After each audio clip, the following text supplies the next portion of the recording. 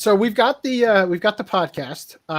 Now, look, I would just say I recommend if you guys want to hear their podcast in its entirety, please go to wewillbeintouch.com/podcast and listen to it.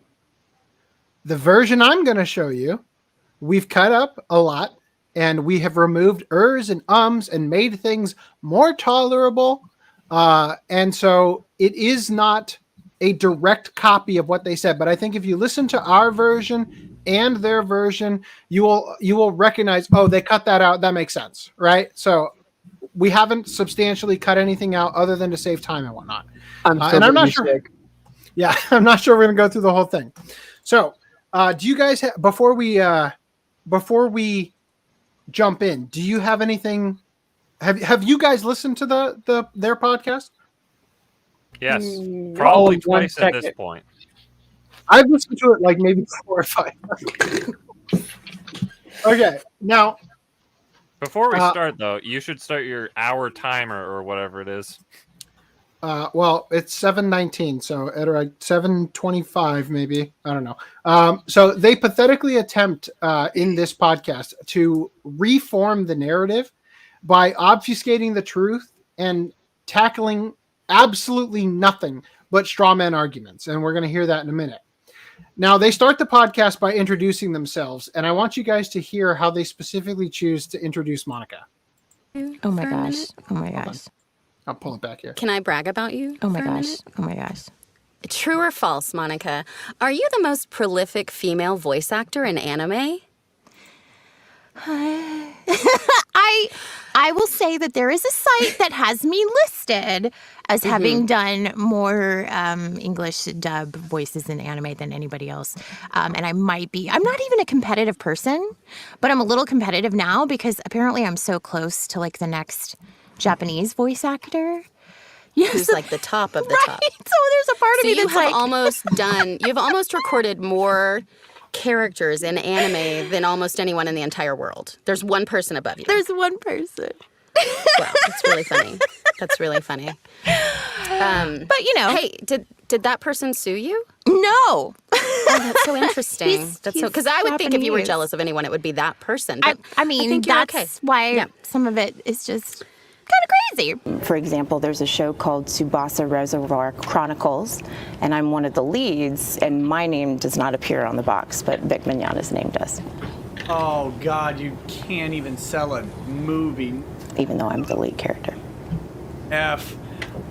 And we've established You wanna know that why? she wasn't the main character of that. She was a plot device of said. Literally, Yeah. So again, this is Tsubasa Reservoir Chronicle. She played Sakura, who literally isn't that important to the story, She other isn't than even a character. other She than is creating the there plot. as a mascot. And I'll remind you that she's not like Vic Mignogna's name does not even appear on the U.S. packaging. As far as we have been able to find, the only place where his name appears on the actual packaging is the UK release of one of the individual DVDs. Number one. That is so petty to look and seek that out and be like, yeah, like I'm getting so shafted. And the point I brought up before podcast was at the time, Vic Mignogna was probably known for voicing Edward Elric as Full Metal Alchemist, so they're probably like, okay, let's put his name on there because literally one of interested. at that time probably the biggest anime.